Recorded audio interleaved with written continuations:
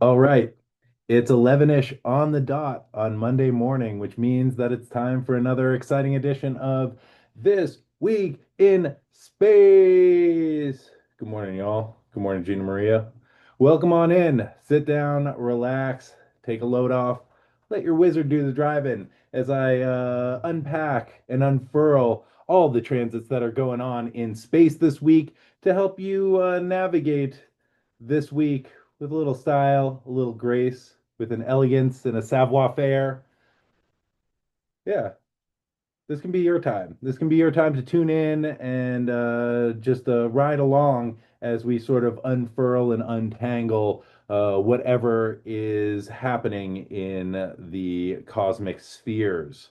Thank you all for joining me. My name is Joan Emerson Bell. I'm a astrologer, tarot reader, licensed mental health counselor, and I like to show up here every single Monday, 11-ish on the dot, to tell you about what's going down this week in space. So, without further ado, let's kick it off.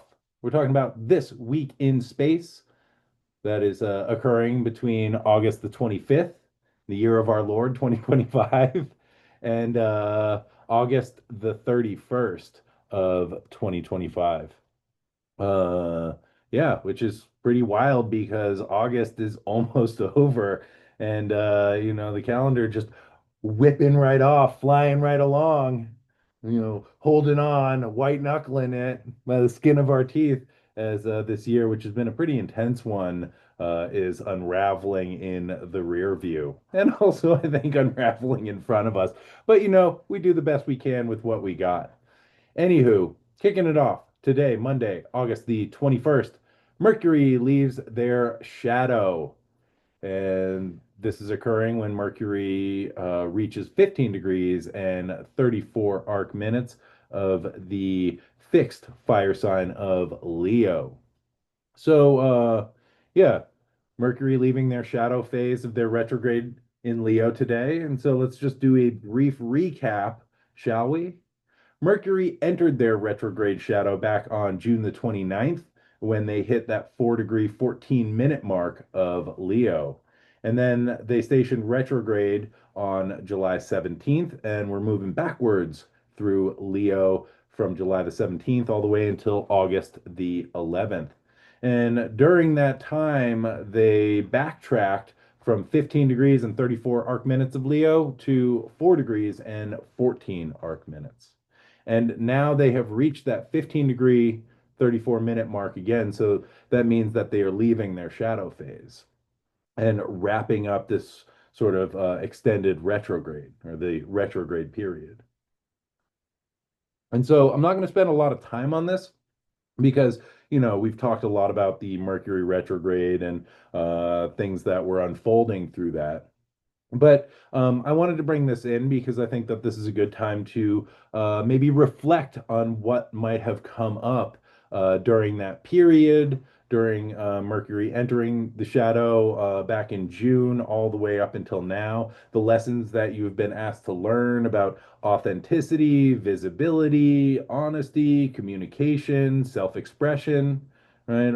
What are the things that have come up that we've been learning that we've been asked to pay attention to or rethink, reimagine, redo since the end of June?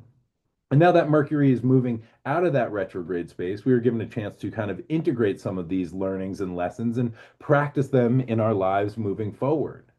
And so just taking a moment to pause and reflect might be helpful to help us recognize how to get the most out of this past period, the most out of our summer and the lessons that have been offered to us so that we can move forward more skillfully. So, also Monday, August the 25th, Venus enters into the fixed fire sign of Leo. So, Leo wants to feel special and appreciated for its unique qualities and gifts. And in Leo, Venus wants to be seen and acknowledged, and I think ultimately accepted for their Venusian qualities of beauty, creativity, and love. Something to consider is that Venus is also about our value system and the ways that we are seeking attention and acceptance in life. And are these in line with our core values? Are there ways that we might contort ourselves to fit in or stand out? Are we allowing ourselves to be perhaps overly sexualized because that's something that is desired in our culture in a way that we are taught to get attention? And I think it's important to note that not all attention is good attention. But if we are attention starved, then we can be like, whatever, it doesn't matter. If I'm getting attention that's not helpful to me, it's still attention. And so this is also a piece to recognize and notice in ourselves. We can ask, are we trying to create a sense of visibility to cover up for some internal parts that might have stories about not being enough or being unlovable or not getting attention? And so, again, we will reach for any attention that arrives on the scene. And what are the ways that we can allow our beauty to shine, even if that beauty might fall outside of the conventional or narrow framework of our cultural norms? Venus and Leo wants to step on stage at karaoke night and grab the mic and just sing every song all night long. Look at me, right? But it also holds this self-conscious awareness of how am I being perceived? Do they like it? Is it right? And if people like it, Venus and Leo will be like, oh, that's totally what I do. I can totally do more of that. You like it? I got you. But if not, Venus and Leo will be like, oh, that's not really what I don't do that. I mean, I did that one time, but oh no, that's not what I do. I do this other thing. You like that? Okay, I'll do that one. Right. So, just noticing that. And I think it's important to get relational feedback and audience approval because it helps to mirror us and to show us what is valued by the collective. And we need to figure out how our values align with those of the culture or the society that we find ourselves in. But the gravity of the collective value system can have a massive pull on the individual, which can cause us to come out of alignment with ourselves. And this is the Leo Aquarius axis, the individual in all of their glory, but how that fits into the larger structure of society. So, another thing about Venus and Leo. Venus can want to take up a lot of space. In the desire to be seen, it can shine really brightly. And without any shade, this quality can be a bit blinding or abrasive. It's important to note the places where we may be attention seeking and taking up more than our fair share of space. We also might notice an increased level of intensity in our social situations as people seek to be seen and shine their individual unique light into the world. With Venus's time in Leo, which is going to be from August the 25th to September 19th, we can pay attention to the ways that we are looking to be seen and what we are looking to be seen for. This is a time that we want to take the spotlight and show off how beautiful and unique we are, which is great. And we also want to consider the ways that we may be able to shine the spotlight on the parts of ourselves that need extra care and attention. Venus here also wants to be seen for their creative abilities and capabilities. And how do we share our creations and our ability to create in ways that leave space for others to also take the stage and to contribute, to offer feedback, even if that feedback may not be what we want to hear? Because I think Venus and Leo wants to hear, oh, everything that you're doing is great. I totally love you. You are the most beautiful thing I've ever seen in my life. However, it can be more helpful to hear, hey, have you noticed this? If you adjusted this, it could be better. You could shine a little brighter. And I think whenever I hear that feedback, there's this part of me that clenches immediately and is like, no, no, tell me I'm perfect, tell me I'm good. And then allowing that to soften a little bit and take in the feedback so we can adjust and grow because we don't grow when we stay the same. We grow when we hear feedback and we integrate it, we weigh it against what we're doing, what we want to do, and begin to allow that to help us shift into a new direction so that we can show up in an even bigger and brighter capacity. So, how can we take in that feedback and allow it to inform our creative process and the way that we get to share our gifts in the world? It's also important to remember to pass the mic sometimes and not just take up all the space at karaoke night singing your favorite Black Sabbath songs. We want to look at the ways in which we express our authenticity while holding the question, is this really authentic to me? Or am I trying to find ways to be in connection which are not actually in my alignment? Connection is super important, but not if it comes at the cost of our core values. Okay, moving along to Tuesday, August the 26th, which is kind of a big day. And a lot of this week is characterized by Venus. Venus entering Leo and then aspecting Uranus, Neptune, and then Pluto. So coming into contact with a lot of the heavy hitters as we move into the beginning of this week. So um, on Tuesday, August the 26th, Venus in Leo will sextile Uranus in Gemini, and this is occurring at 1 degree and 25 minutes. As Venus comes into Leo, they sextile Uranus, then trine Neptune, and then oppose Pluto. All of this is happening on Tuesday. So a lot of stuff going down on Tuesday. So again, Venus is going to be aspecting some of the heavy hitters in the outer planets to kick off the week. The aspects to Uranus and Neptune are thought of as harmonious and supportive, while the aspect to Pluto is a tad bit more fraught. But these are all outer planets, so they all carry a bit of intensity with them. So let's start by talking about the sextile to Uranus. A sextile is a supportive aspect. It's good for communication and collaboration, but it requires a little energy and action to really activate the collaborative potential of that aspect. And we just talked about Venus and how this planet deals with love, beauty, creativity, and relationship, and how that may function as they enter into the fixed fire sign of Leo. Now they come into this supportive aspect with Uranus, the planet of liberation, freedom, revolution, breakdown, and breakthrough.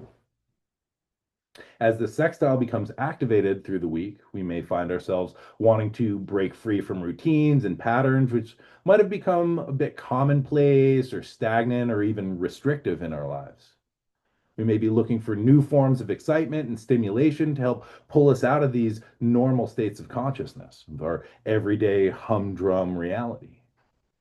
This transit reminds us that we don't know what we know, and that other people can help to break us out of our reality tunnels, which might have become a tad myopic. Other people can show us parts of ourselves which we may not have been aware of. And through our interactions with these people that we may be in connection with, it may activate these parts of ourselves which haven't gotten a lot of airtime. And that with Venus in Leo, this also gives us the opportunity to bring them out and help them to stand in the spotlight. Oh, actually, I really like this. This is important to me. Oh, I feel good. Oh, I don't dance. I don't dance. And then we meet somebody and maybe we like them or are attracted to them and they're like, "Hey, dance with me." And you're like, "No, I can't do that. I can never." And you start dancing, you know, and you're like, "Oh, wow. I'm kind of feeling this. I'm getting into this." And then you realize that this part really likes to dance and it might feel good dancing and you never would have done that on your own. You needed somebody to sort of shake you out of that old story of I can't dance. I don't dance. That's not what I do. And then as we shine a light on that part and realize, oh, this feels good. I like this. Maybe, I'm not as aware of what other people are thinking because I'm more in my body and I'm feeling a lot better about how I'm moving and being in connection in this way. So, as different interactions help us to wake up parts of ourselves which might have been ignored or repressed, we get to witness what arises and how that feels. And we may even feel the need to shift or adjust to make some space for these parts that want to be seen or heard or have something valuable to share or teach us lessons about what feels good, what brings joy, and what brings pleasure into our lives. This transit helps us to shift out of our old structures around relationships. And I'm not just talking about romantic relationships, but all the relationships that we participate in: work relationships, family relationships, friendships, etc. Even the people that we see on a daily basis who we are not close to, we are in some form of relationship with. And the people we engage with can offer new information around what feels good or what we like and what we're not so interested in. This transit reminds us to be open to new ways of connecting and relating, as well as new ways of accessing joy and pleasure, and as well as new ways to access and engage in our creative abilities. Venus is really connected with creativity and bringing beauty into the world. This transit doesn't last for too long because Venus moves rather quickly, But so it might not be life-changing, but it might be helpful to notice some of the invitations that we may receive this week to depart from our normal routines and the things that we do every day, as well as our internal feelings of boredom or discomfort in the places where things may have become too structured or a bit too stagnant. We might notice that we are looking for a bit more novelty and something more exciting as the week progresses. And we can consider skillful ways that we can lean into these desires. Uranus can have a little bit of a tendency to blow things up. And there is nothing more exciting than blowing up an area of one's life because it brings all the chaos and the crisis. And you know I love that. However, if we notice that desire coming up, we can ask ourselves, is this really the type of excitement that I'm looking for in this moment? Is this really what I'm actually needing? Or is there a more skillful way that we can open up space for change without having to totally tear down everything that we have built around us? So, also on Tuesday, August the 26th, right after Venus perfects that sextile to Neptune in air, sorry, perfects the sextile to Uranus in Aries, Venus will come into a supportive trine to Neptune. Again, Venus in Leo, Neptune in Aries, and this is occurring at 1 degree and 29 arc minutes of these fire signs. Oh, hello, Bear. Welcome. I hope you're getting your nails did good. So again, yeah, right after Venus perfects their sextile to Uranus, they make this exact trine to Neptune. And a trine is another supportive and harmonious aspect. But whereas a sextile takes a bit more effort to activate, in a trine, the planets tend to kind of conspire with each other and they share the same agenda. So we have a situation where Venus and Neptune are kind of working together and maybe feeling linked in some ways. Neptune is an outer planet that deals with things like transpersonal consciousness. They bring with them the longing to return to the source, and a sense of the idealized paradise, the Garden of Eden, the womb. It's like this prima materia or the first matter in alchemy, this undifferentiated chaos that the material world is sort of floating through, kind of like the sea of dreams that surrounds our waking life. It's the deep unconscious that emerges through symbols and metaphors that don't make any sense in the waking world. But these seep through the cracks and wash away our logical mind when we close our eyes and sleep takes over. Neptune, like dream, is surreal and foggy. It dissolves boundaries and the separation between objects or the self and others, dissolving and it washes away the solid forms and dissolves individual components, structures, and solid things until they kind of melt back into the cosmic sea of consciousness. It is a planet of letting go, as well as fantasy and the longing for the union with everything, and I believe the divine as well. Neptune can be really confusing and also a little delusional, and it can sweep us away into fantasy or be downright deceptive. So, as this planet of fantasy and dreams comes into contact with Venus, we may find ourselves being caught up in some romantic ideals or lost in the fog of romantic nostalgia and create a longing to merge with another person, to lose ourselves in romance or sexual activity, dissolves the boundaries between the self and the other. We can seek to access that lost paradise through romantic connection, love, and physical interaction. So, coming off the sextile from Uranus, which happened about an hour earlier, Venus may be looking to shake things up and break out of old routines. And we may find ourselves idealizing romantic interaction or connection as a way to liberate us from normal everyday structures. There's nothing wrong with this, but Neptune can get lost in a dream or a fantasy. It can create a whole fantastical world around situations which may not be completely based in reality. We may find ourselves seeking a return to some idealized vision of paradise through somebody else or through romantic connection. If this vision isn't shared or if it isn't based in reality, we might be in store for a bit of a rude awakening at some point. So Neptune has a lot to do with glamour and can view the world through rose-colored glasses. Venus deals with beauty. We may look across the room and see somebody and be taken in by the glamour of their beauty, by their image. And we might invent a story. Oh, that person will save me. They will rescue me. That is the access point back to paradise. They're the one that will usher me back into the Garden of Eden. I need this. And personally, and this is just me, I don't think that this is a great story because I don't think that we need salvation. I don't think that we need saving.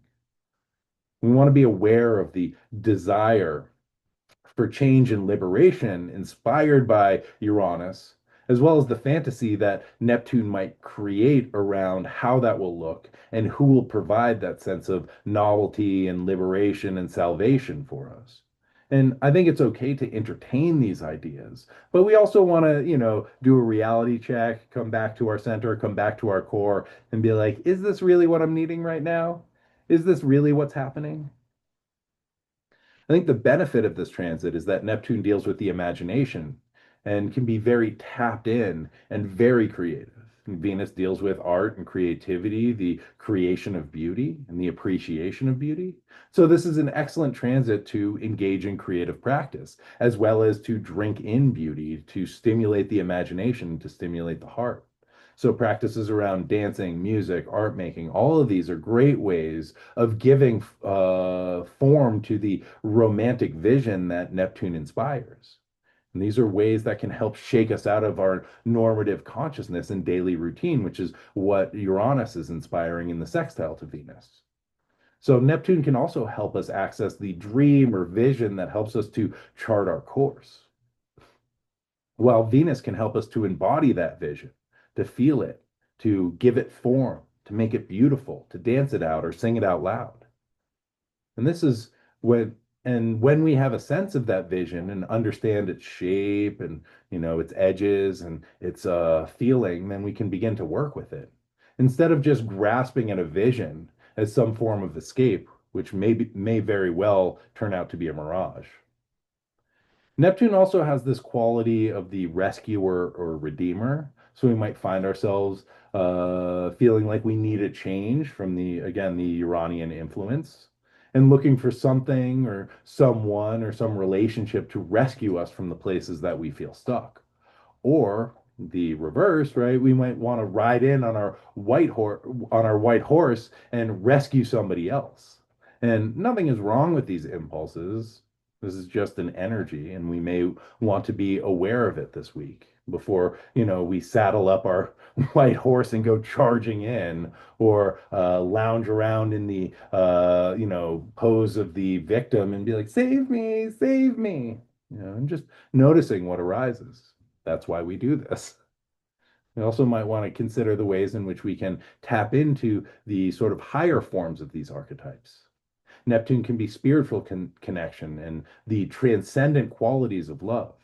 And in modern astrology, I've heard it said that Neptune is the higher vibration of Venus, where Venus is interpersonal love, Neptune is transcendent or universal love. I like that relationship between those two things. Venus perhaps provides an access point in which we can step into that sense of transcendent or universal or divine love through our interpersonal relationships or connections.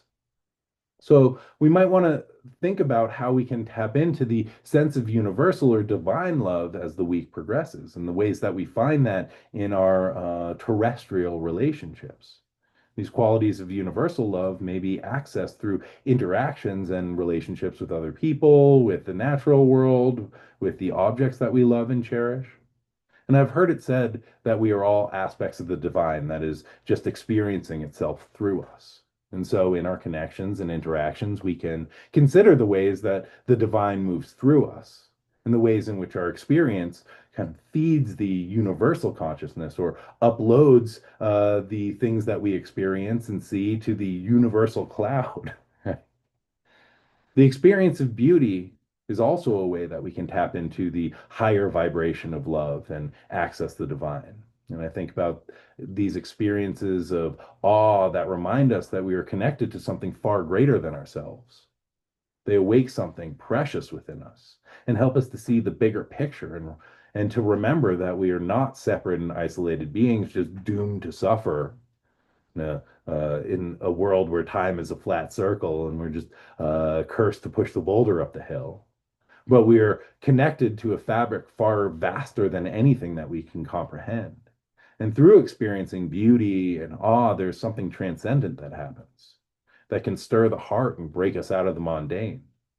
So, with this harmonious relationship between Venus, Uranus, Neptune, there's the opportunity to awaken something beautiful within us and to practice opening our heart. We can perhaps shake off some of the old armor which may have kept us small and kept us in those old stories that have become mundane or routine. And the old stories that said it's not okay to have our hearts open and that it was not okay to dream or hope for something bigger or better. So, this is a chance to begin to dream a beautiful and revolutionary dream, to create a radical vision of love that can help us to orient and navigate through the shifting seas and brewing storms of the current world. So, also Tuesday, the other aspect that Venus is making, Tuesday, August the 26th, Venus in Leo will oppose Pluto, who's retrograde in Aquarius, and this is occurring at 1 degree and 51 arc minutes of these fixed signs. So, rounding out Tuesday, we get a hard aspect between Venus and Pluto. Pluto, the lord of the underworld. Pluto deals with themes of death, rebirth, initiation, and transformation. In this context, love, relationship, beauty, and creativity may serve as some form of initiation that can help us leave behind old values or ideas around Venusian themes of love and relating. Pluto is the death that makes rebirth possible. It is the compost heap where things are left so that they can decompose and create new life. And this can be really painful when we're not ready to let something go, or we are not prepared for the initiation that we are called into, or in some cases, dragged into. And in opposition, we're kind of in this tug of war between two planetary themes. In this case, we are dealing with the pull between themes of love and beauty and relation and relating, and the Plutonian themes of power, control, and our shadow material.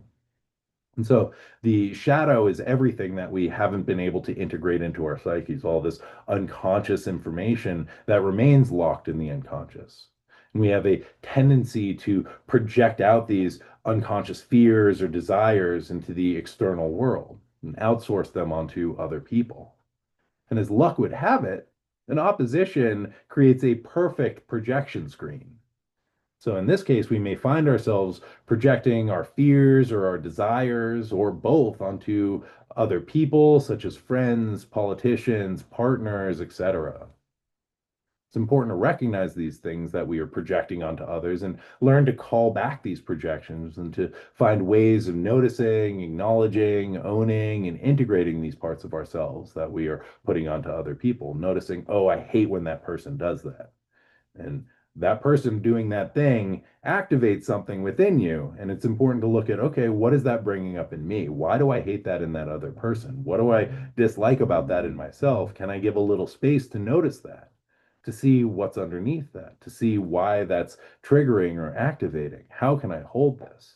And this is easier said than done, but it's a good thing to be aware of when we are, projecting these things out and being like, oh, I can't stand that, or I'm so jealous, or I wish, and to call that back and see what is that touching inside of me and how can I hold that? So Pluto also deals with survival and our most basic survival needs and basic survival strategies. Humans have a need for connection. We are communal beings and we are hardwired for connection. As children, we need our parents to stay alive. And if they are not able to attune to our needs, then it can feel like death. This need for connection as a means of survival continues throughout our life. And if we feel like we are out of connection or we are rejected, it can trigger our survival instincts and bring up fears of annihilation or death. As Venus opposes Pluto, it might bring up these deep survival fears related to relationship, belonging, and connection. Venus in Leo wants to take up space and be seen, like I said. However, in this tense aspect with Pluto and Aquarius, there can be the fear of being too much and being rejected, that who we are is not going to be accepted by the larger collective, and what that does to us if that story arises. Or the reverse fear that says, I am not enough and I need to take up more space and be noticed and accepted so I'm not left behind or voted off the island.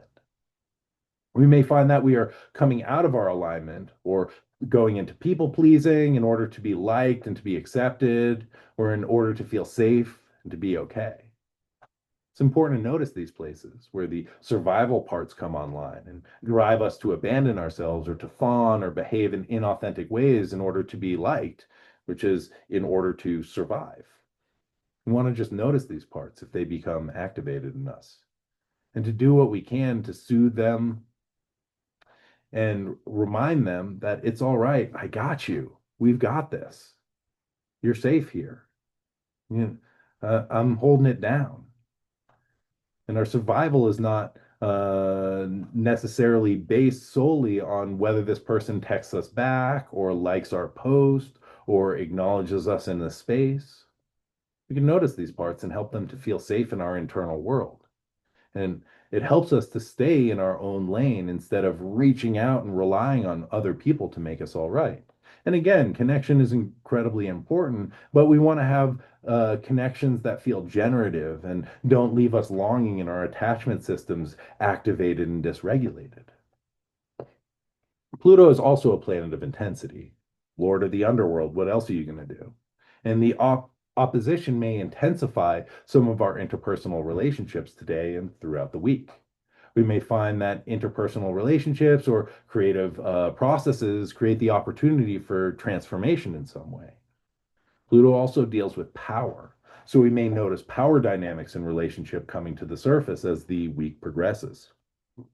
We can consider how we hold power and how we give power away. Where do we access power in our lives and in our bodies? And what is our relationship to power? What does it feel like to have power or to hold power? Do we tend to outsource it to others? Or do we seek to consolidate it and protect it and cling to it? We may notice some threads related to how we deal with and relate to this topic of power getting tugged on this week. And with Uranus and Neptune all up in the mix, we may be asked to consider what might need to change to create a better and more right-sized relationship with our power and the power in the world. Love also acts as a force of initiation. And this is, again, Venus opposing Pluto and the initiatory qualities of Pluto. And I think about the myth of Hades and Persephone with this transit. And this is a story of initiation. So Persephone's mom, Demeter, goddess of the springtime, goddess of growth and fertility, tries to protect her daughter Persephone, to keep her in this childlike, naive state for all of eternity, to keep her safe and sheltered. Pluto, Hades, notices this one day and is like, oh, hell no, that's not how the world works. This is not happening. So he abducts Persephone and drags her into the underworld. While she's there, she eats 6 pomegranate seeds and has to stay in the underworld for 6 months out of the year. And in her time in the underworld, she becomes Hades' bride.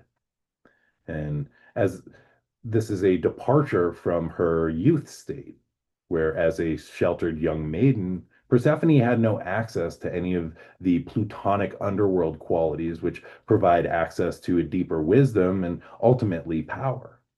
In her previous life as a young girl, just playing in the field, smelling flowers, she had no real agency and no personal power. She was just Demeter's daughter. And she had no relationship to feelings of grief, death, or destruction, which are components of the world that we live in. These are components of samsara, which Demeter tried to protect Persephone from at all costs. And these feelings needed to be, because Persephone had no access to any of these uncomfortable feelings, the only thing that she could do was project them out into the external world, onto other people or other situations. As she was abducted and initiated into the underworld, she begins to own her own plutonic qualities instead of needing to project them outward. She is able to integrate these uncomfortable feelings and to step into her sense of personal power and autonomy. And she becomes queen of the underworld, where she has choice in how things are done, not only in her life, but also in the realm that she rules over, instead of being at the whim of the external world and protected by her mother. So she comes into a deeper relationship with herself as she learns to access and hold these difficult emotions instead of making others the carrier of them for her. So this transit invites us to notice these shadow qualities and to find ways to welcome them and learn from them so that we can lean into life and learn to live with them and gain some wisdom from these plutonic or shadowy qualities, which helps to support our individual growth and ultimately gives us access to our personal power instead of pushing those uncomfortable feelings away and handing them over to others, which only keeps us in the role of the victim and it keeps us small. It keeps us unable to hold these things and integrate them into ourselves. And so we make somebody else the bad guy or the evil in the world. And that may very well be true because there's a lot of ratchet shit happening in the world. However, there are parts of us that are also pretty ratchet. Instead of just outsourcing them onto somebody else, we got to lean into the inner cringe and look at that and hold that and figure out what it has to tell us. And as we do that, we are initiated into power. So, moving right along, leaving Venus to play with all of the outer planets. Moving on to Thursday, August the 28th. We have Neptune retrograde in Aries, sextile Uranus in Gemini. This is going down at 1 degree and 26 minutes. So, this is an outer planet transit and it will be in effect through 2027 and probably unfolding into 2028. The outer planet's very slow moving. This is why they have such an impact on the world specifically, as well as our personal lives, especially when they are hitting one of our natal placements. And this sextile is the first Ptolemaic or traditional aspect these planets are making since their conjunction in Capricorn back in 1993. So many of the people in the millennial generation were born with the Uranus Neptune conjunction in their birth charts and carry with them this planetary signature. Now that these planets have moved from the conjunction, now these planets are moving from the conjunction into the 60-degree sextile aspect, which is, again, a supportive aspect. And so Uranus deals with breaking away from old systems and structures in order to create the new and strive towards the ideal. It is driven by innovation and change. It's into technology and invention to revolutionize the present and create the new. Neptune deals with the greater vision, the unseen world of the unconscious and the dream. Is a planet of spirituality, reminding us that all of the rivers and streams in the world are seeking to return to the source. In the supportive aspect, there can be an awakening of consciousness. Uranus happens suddenly, like a lightning bolt or flash of inspiration or genius to help us to open to a new vision. And this can open us up. This can open us up to personal creativity and help us to develop creative solutions to current problems, which I love. This transit can bring into focus the ways in which the world around us is not living up to our vision of how it could or should be. It can help motivate people to want to change situations and the shape of reality so it can come into better alignment with the ideal. We are living in a time that feels like the death rattle of the old world, in my opinion, where those in power are clinging for dear life to the world that they have created at the expense of most of the world's population, including the world itself and all sentient beings. Economic imbalances, consistent harm to the environment and natural world, climate crisis, genocide, fascism, all of these are manifestations of an old dream that has run its course and is not willing to give up the ghost easily. And this transit offers a collective opportunity to wake up from this old, decrepit dream. And and to initiate a new vision. This is a chance to begin to dream a new dream. And what that will be is up to all of us. And I think the seeds of that dream begin in each of us, in each of our internal being. And to consider what is the idealized vision that can help you dream this new dream? What is important to you? What feels most vital for you and to the world that you want to be living in moving forward? Neptune provides the creative vision, the idealized picture that we can strive for. Uranus creates the desire for change and the ability to break out of the old constrictive vision of reality in order to begin to initiate that change that helps us to move forward towards a new vision that is more appropriate for the world that we want to step into. The sextile will be in effect for a few years, and in this time, changes will occur, of course. But I see this as kind of an incubation period. This is a time for each of us to consider the dream that we are dreaming, the vision that we want to hold in our hearts for the future, and the steps that we can take on an individual basis to bring that dream into the real. Can be overwhelming to think about all the world's problems all at once, and it can be really paralyzing to try and confront the existing power structures. But this is an unfolding process, my friends. And I think it begins by becoming clear with ourselves about the vision that we hold for the world in our hearts and in our minds, and for ourselves, as well as for all sentient beings. And we can take time to sort of shape and refine that vision.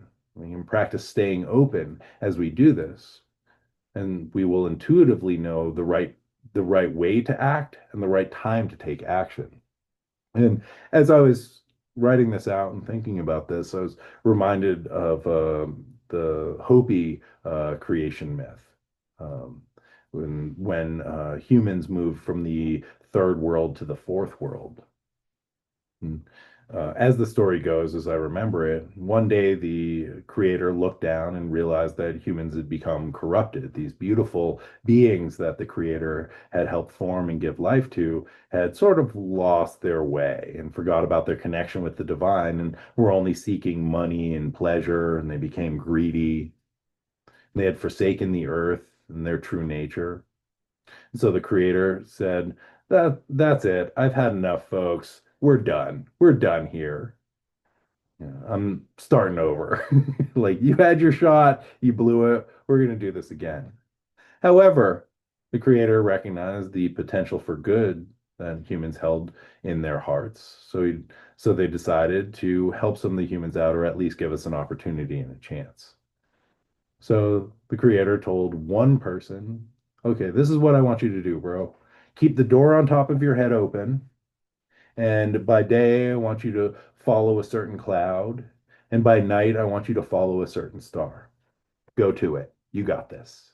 And that human opened the door on top of their head and started walking, following the cloud by day, following the star by night.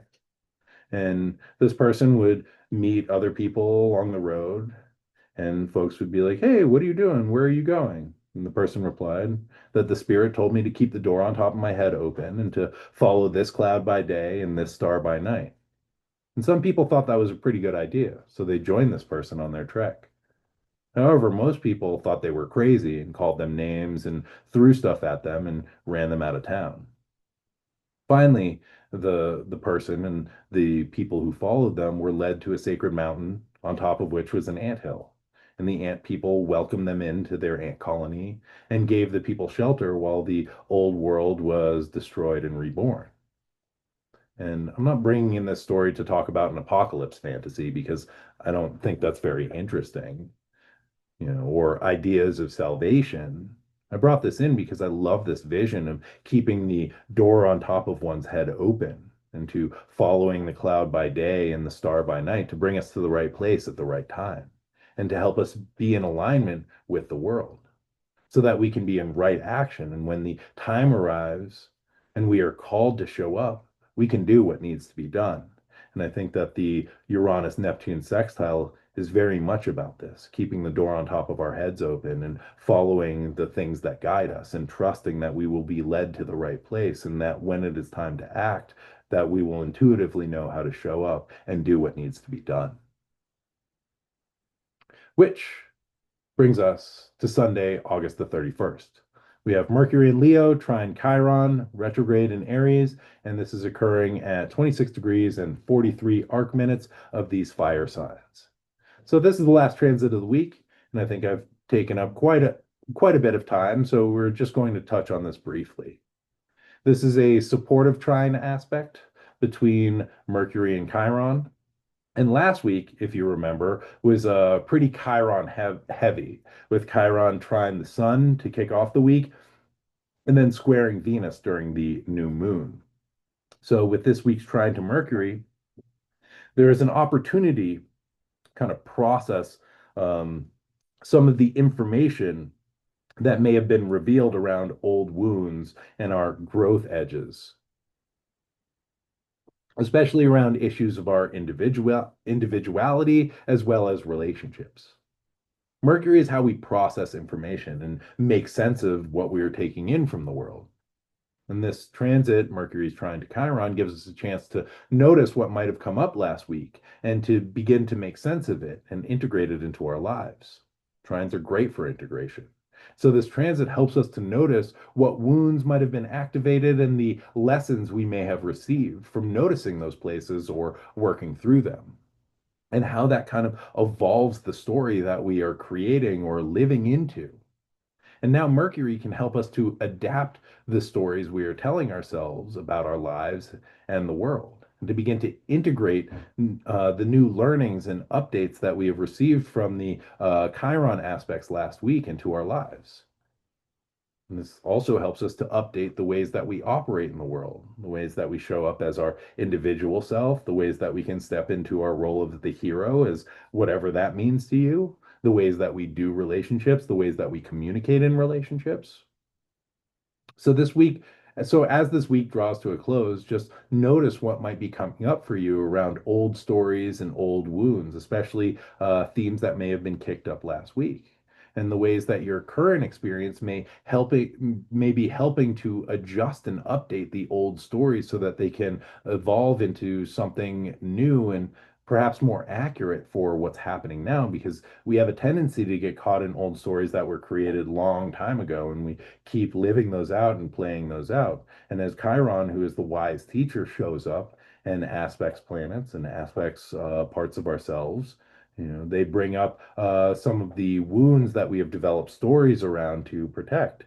And this is an opportunity to sort of adjust and grow out of these stories and to begin authoring new stories for ourselves and new ways of showing up in the world, new ways of stepping into ourselves, and new ways of doing relationship, and new ways of viewing the world, which might be more accurate to what's happening now and more supportive for how you want to show up in the world.